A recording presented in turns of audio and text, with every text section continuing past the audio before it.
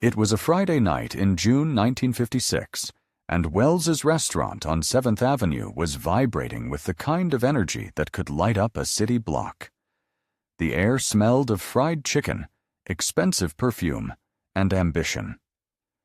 In the center of the room, holding court like a prince who had just inherited a kingdom, was Marcus the Peacock Gable. Marcus was new money. He was loud, he was brash, and he was wearing a suit that cost more than a Cadillac.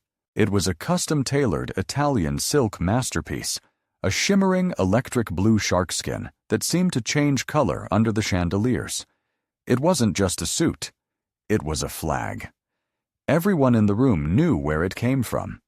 It was a gift from the Genovese family, a signing bonus for Marcus agreeing to push their product in central Harlem, bypassing the local hierarchy. Marcus was parading his betrayal around the room, buying drinks, laughing too loudly, slapping backs, and bragging about his new friends downtown.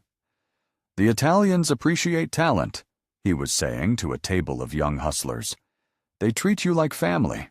At 9:15 p.m., the atmosphere in the restaurant shifted. It wasn't a sound. It was a drop in pressure. The laughter died out. The clinking of silverware stopped. Heads turned toward the entrance. Bumpy Johnson had arrived. He wasn't flanked by an army. He walked in with just one man, but he moved with an air of authority that made the room feel suddenly small. Bumpy was dressed in a conservative, dark charcoal suit, understated and immaculate. He looked like a judge. He looked like an executioner. He locked eyes with Marcus across the room. Marcus froze, a glass of champagne halfway to his lips. The electric blue suit suddenly felt very heavy. Bumpy walked straight to Marcus's table. He didn't rush. He moved with the inevitable momentum of a glacier. When he reached the table, he didn't flip it. He didn't shout.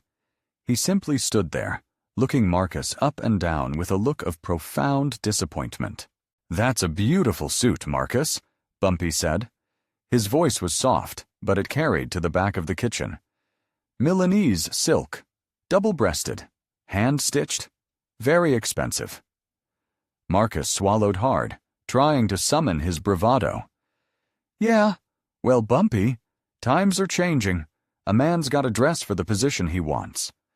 "The position you want," Bumpy repeated, tasting the words. "And what position is that? The house pet?"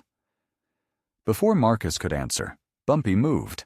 It was a blur of motion, too fast for the eye to track. In his right hand, a straight razor appeared. Not a weapon, but a surgeon's instrument. It was known as the cheetah on the streets because it struck before you saw it coming. Bumpy stepped into Marcus's personal space. He didn't slash at Marcus's throat. He went for the collar. Zip. The sound of razor-sharp steel slicing through silk was sickeningly loud in the silent room. The lapel of the electric blue suit fell away, severed cleanly from the jacket. Marcus gasped, throwing his hands up, terrified that he had been cut. But there was no blood. Bumpy hadn't touched the skin.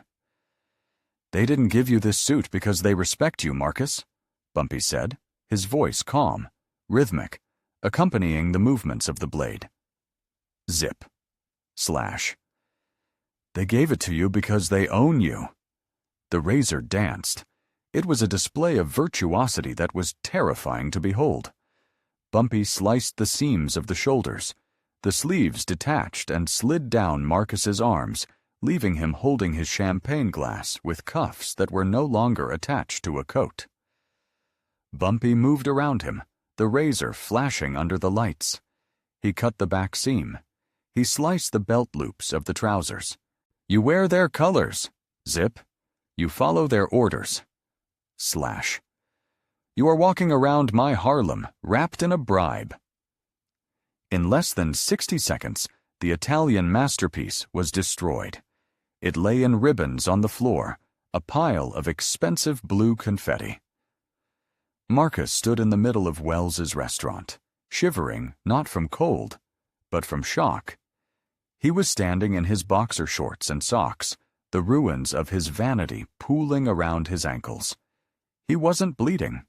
There wasn't a scratch on him, but he had been flayed. Bumpy had stripped him of his armor, his status, and his dignity without spilling a drop of blood. The room was deathly silent. The peacock had been plucked. Bumpy folded the razor and slipped it back into his pocket with a smooth, practicing motion. He looked at the shivering, half-naked traitor with pity, not anger. He snapped his fingers. From the shadows near the door, an associate walked forward, carrying a bundle. Bumpy took the bundle and threw it at Marcus's feet. It wasn't a suit. It was a heavy, gray wool coat, rough, worn, with a patch on the elbow. It was the kind of coat worn by the dock workers, the janitors, the men who built this city with their sweat. A working man's coat.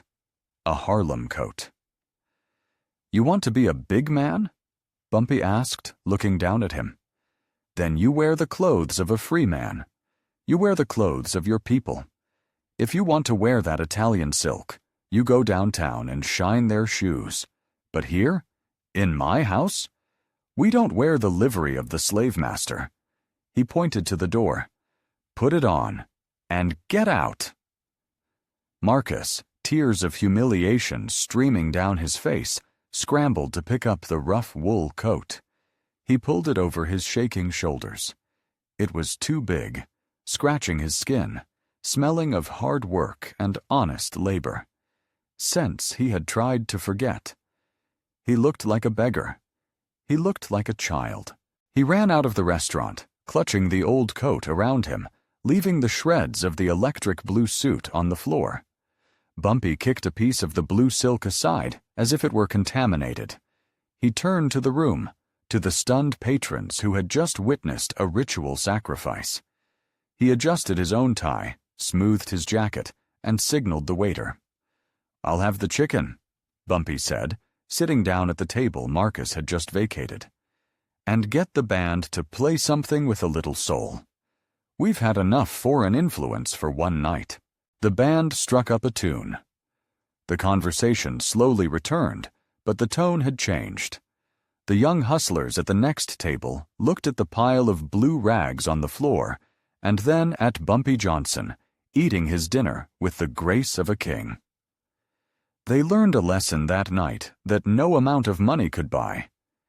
Dignity isn't what you wear. It's who you are.